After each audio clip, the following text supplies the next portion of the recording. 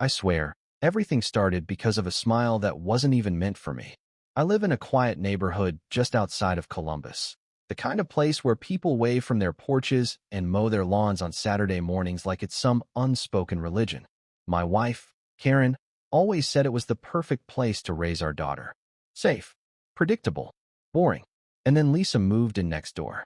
She arrived in early May, driving a dusty blue pickup truck, with a mattress tied down in the back and wind chimes clinking like something out of a movie.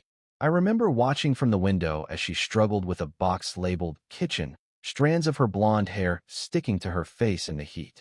I didn't mean to stare. I really didn't. But she looked over and smiled. Not a polite, neighborly smile. No, this one lingered a second too long. It was the kind of smile that makes a man feel like maybe life isn't as settled as he thought. I didn't tell Karen about that smile. At first, everything stayed normal. I helped Lisa carry in a couple of boxes, just being a good neighbor. She thanked me, called me sweet, and that word echoed in my head longer than it should have. That's when my neighbor Tom started acting weird. Tom had lived on the other side of Lisa's house for years. Big guy, construction worker. The kind of man who speaks with his hands even when he's not angry, which is often. We used to share beers on weekends, complain about taxes, laugh about stupid things. But after Lisa moved in, he stopped waving. The first time I noticed something was off, I was trimming my hedges, and he walked by, glanced at me, then at Lisa's porch, and just shook his head. "You think you're slick?" he muttered. I laughed it off. Thought he was joking. Turns out, he wasn't. Because 2 days later, I caught him standing in Lisa's driveway, fixing her mailbox like he owned the place. And when he saw me watching, he didn't smile. He just stared. That's when I realized this wasn't going to stay neighborly for long. I should have backed off right then. Any sensible man would have. But pride has a way of digging its heels in, especially when you feel like someone's accusing you of something you didn't even mean to start. A few days after that mailbox incident, I ran into Lisa again. This time it was early morning, sun barely up, dew still clinging to the grass. I was grabbing the newspaper when she stepped out onto her porch in an oversized hoodie, holding a mug of coffee like it was the only thing keeping her awake. "Morning, neighbor," she said, smiling again. Yeah, that smile. We talked. Nothing serious. Weather, the noise from the highway, her job at a small design studio downtown. Normal stuff. But I could feel it.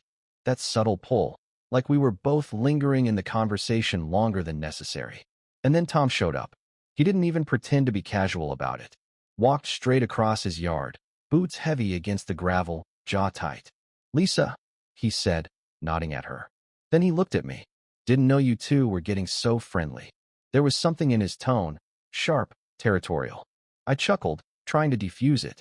"Just talking, man." "Yeah," he replied. "Looks like it." Lisa glanced between us, clearly uncomfortable. "Hey, Tom. Thanks again for fixing the mailbox." That did it. His chest puffed up just a little. "Anytime."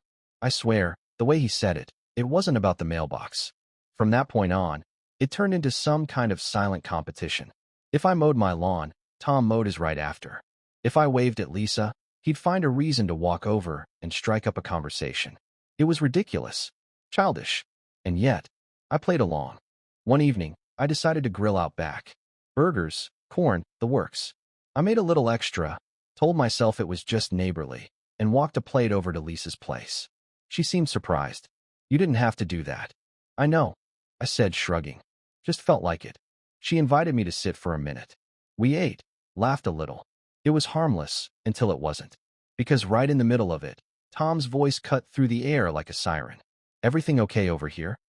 I turned, and there he was, standing at the edge of her yard, arms crossed. I stood up slowly. "Yeah, we're good." Lisa tried to lighten the mood. "Tom, he just brought over some food." "I didn't ask him," Tom snapped. That's when something inside me shifted. "Hey," I said, stepping forward. "What's your problem?" His eyes locked onto mine. "You." And just like that, the line had been crossed. The next morning, my wife asked me why there was a dent in our trash can. I told her it must have been the wind. Truth was, I barely slept that night. My mind kept replaying that moment. Tom's voice, the way Lisa stepped back, the tension thick enough to choke on. I kept telling myself it was nothing, just two guys being stubborn. But deep down, I knew better. Because in neighborhoods like ours, things don't explode all at once. They simmer. And ours was starting to boil. I tried to keep my distance after that. Focus on work, spend more time inside. Karen noticed. You've been weird lately, she said one evening while folding laundry. Did something happen? I hesitated. This was the moment I could have told her everything. About Lisa. About Tom. About the stupid, pointless tension that had crept into our lives. But instead, I shrugged. Just work stress. She didn't buy it.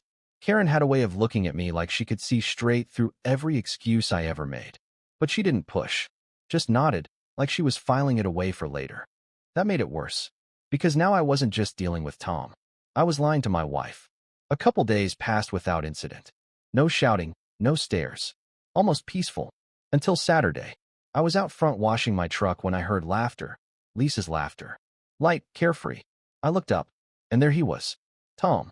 Sitting on her porch like he belonged there, handing her a drink, both of them smiling like nothing had ever happened. Something twisted in my chest. I told myself it didn't matter, that I didn't care. But my hands tightened around the hose. And before I knew it, I was walking across the street. Hey, I called out. They both looked at me. Lisa's smile faded slightly. Tom's didn't. Thought you weren't the sharing type, I said, trying to sound casual. Tom leaned back in his chair. Depends who I'm sharing with. I nodded slowly. Yeah, I see that. Lisa stood up. Okay, this is getting weird. No, Tom cut in. What's weird is this guy acting like he owns the place. That was it. Owns the place. I stepped closer. Man, you've been acting like that since day one. He stood up too. And just like that, we were face to face. No more pretending. No more neighborly smiles. Just two grown men, standing in a driveway, ready to make fools of themselves over something neither of us wanted to admit out loud. And Lisa? She was right in the middle of it. If there's one thing I regret, it's how quickly things got out of hand. It wasn't a punch that started it. Not right away. It was Lisa stepping between us, her hands up like she was trying to hold back a storm. Stop it. Both of you, she said, her voice sharper than I'd ever heard it. For a second, we actually listened. Tom took a step back. I exhaled, trying to cool off. The tension cracked just enough for reality to slip in. And that's when she said it. I'm not interested in either of you like that. Silence. Not the peaceful kind. The kind that hits like a slap. Tom blinked. What? She sighed, clearly exhausted. You guys are acting like this is some kind of competition. It's not. I moved here to get away from drama, not walk into whatever this is. I felt my face heat up. Lisa, I wasn't. Yes, you were, she cut in. Both of you were. Tom scoffed, shaking his head. So what? We're just supposed to ignore you now. That would be a great start, she said flatly. Ouch. I looked at Tom. For the first time since all this started, he didn't look angry. He looked stupid, probably the same way I did. Lisa stepped back toward her porch. I appreciate the help, the food, all of it. But I'm not a prize. I'm your neighbor. That's it. Then she went inside. Door shut. Game over. Or at least, it should have been. Tom rubbed the back of his neck, letting out a long breath. Well, that was humiliating. I let out a dry laugh. Yeah, no kidding. We stood there in awkward silence, two grown men suddenly aware of how ridiculous we'd been. You started it, he muttered. I shook my head.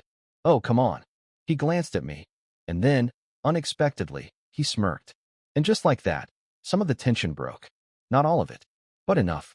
Beer, he asked. I hesitated, then nodded. Yeah, I said. Beer sounds about right. You'd think that would be the end of it. Two idiots, called out and humbled, sharing a beer like nothing happened. And for a little while, that's exactly what it was. Tom and I sat on his back porch, a couple of cold bottles between us, the late afternoon sun stretching long shadows across the yard. We didn't talk about Lisa, not directly. Instead, we circled around it. Been here 10 years, he said at one point. Never had this kind of nonsense. I nodded. Yeah, same. He glanced at me. Your wife, no? That question hit harder than anything he'd said before. No, I admitted. He let out a low whistle. Man, you're playing with fire. I didn't respond. Because he was right. And like clockwork, the fire showed up that very evening. Karen stood in the kitchen, arms crossed. Her expression calm in that dangerous way I'd learned to recognize over the years. Want to tell me what's going on? She asked. I froze. How much did you hear? I asked carefully. Enough, she replied. My stomach dropped. Turns out, our neighbor across the street, Mrs. Jenkins, who treated gossip like it was a full-time job, had seen the whole scene earlier. And by dinner time, Karen had the highlights. Two grown men arguing over a woman, her husband included. It's not what it looks like, I started. Karen raised an eyebrow. Then what is it? I struggled for words. Because how do you explain something so stupid without sounding even worse? It just got out of hand, I said finally. She studied me for a long moment. Are you interested in her? The question landed like a brick. No, I said quickly. Too quickly. Karen noticed. She always notices. I didn't ask how fast you could answer, she said quietly. I asked if it's true. I swallowed hard. And for the first time since all of this began, I didn't have a clean answer. That night, I slept on the couch. Not because Karen told me to. Because I knew I didn't deserve the bed.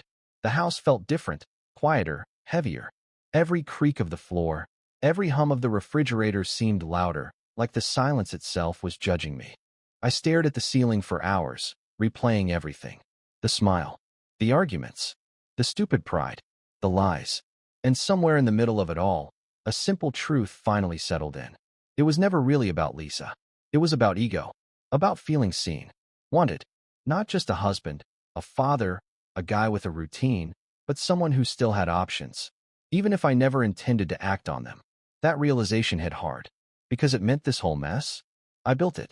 The next morning, I made coffee before Karen woke up. Sat at the kitchen table, waiting. When she came in, she didn't look surprised to see me there. Couldn't sleep? She asked. Not really. She poured herself a cup, sat across from me. Silence stretched between us. I messed up, I said finally. She didn't react. How? I took a deep breath. Not by doing something with her, but by letting it go this far. By not shutting it down. By enjoying the attention. Karen nodded slowly. That's honest. I met her eyes. It won't happen again. Another pause. Then she asked, do you mean that? Yes. This time, I didn't rush. She studied me, searching for something. Whatever she saw, it was enough. Okay, she said. Not forgiveness. Not fully. But a step. And honestly, it was more than I deserved. A week later, things felt normal again. Or at least, a new kind of normal. Karen and I were talking more. Not about big things, just everyday stuff. But there was effort there. Intentional. Careful. With Tom, it was simpler. We went back to occasional beers, small talk, the kind of understanding that doesn't need to be spoken out loud. Once, he raised his bottle and said, to not being idiots. I clinked mine against his. I'll drink to that. As for Lisa, we kept our distance. Not awkwardly. Not cold. Just appropriately. A nod if we passed each other. A brief, hey. Nothing more. And honestly, that's how it should have been from the start. One evening, I was out front with my daughter, helping her ride her bike. She wobbled, laughed, nearly crashed into the mailbox, the same one Tom had fixed. Easy, kiddo, I said, steadying her. She grinned up at me. I got it, Dad. And in that moment, everything felt clear. This was my life. Not some passing distraction. Not some ego boost from a stranger's smile. This. My family. My home. The quiet street in Columbus where nothing ever happens. Except the kind of things that remind you who you really are. I glanced across the street. Lisa was on her porch, reading a book. She looked up briefly, gave a small, polite smile. This time, I just nodded. And that was enough. A few months passed before I really understood what had changed. Not outside, everything there looked the same. Same quiet street. Same Saturday lawn mowers. Same familiar rhythm of life in our little corner outside Columbus. But inside, something had shifted. Karen and I started doing small things again. Not big romantic gestures. Nothing like that. Just showing up. Coffee together in the morning without phones. Sitting on the couch a little closer at night. Actually listening when the other one talked. It wasn't dramatic. It was better than that. It was real. One night, we were out on the back porch, the air warm, fireflies blinking lazily in the yard. Karen had her feet up on the railing, a glass of wine in her hand. You know, she said, I almost packed a bag that night. That hit me harder than anything else ever had. I know, I said quietly. She looked at me. No, I don't think you do. I turned toward her. I wasn't leaving because of her, she continued. I was leaving because I felt like I lost you, and you didn't even notice. There it was. The part one didn't want to see back then. The part that mattered most. I see it now, I said. I really do. She studied me for a long second, like she was measuring the weight of those words. Then she nodded. Not dramatic, but final. We sat there in silence after that. Not the heavy kind, not the awkward kind. The kind that feels earned. Across the fence, I could hear Tom laughing at something on TV.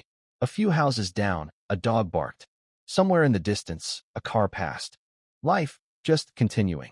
Lisa still lived next door. Every now and then, we'd cross paths. A quick smile, a polite exchange. Nothing more. Whatever that strange chapter had been, it was closed. Not erased, but understood. And that made all the difference. Because here's the thing I didn't get before. It's not the big mistakes that wreck you. It's the small ones you justify. The ones you tell yourself don't matter. Until suddenly, they do. I almost let one of those moments cost me everything that actually mattered. My wife. My family. My place in this world. Now, I don't chase attention anymore. I don't need to. Because every morning, when Karen hands me a cup of coffee and gives me that quiet, familiar look, I know exactly where I belong. And for the first time in a long time, that's more than enough.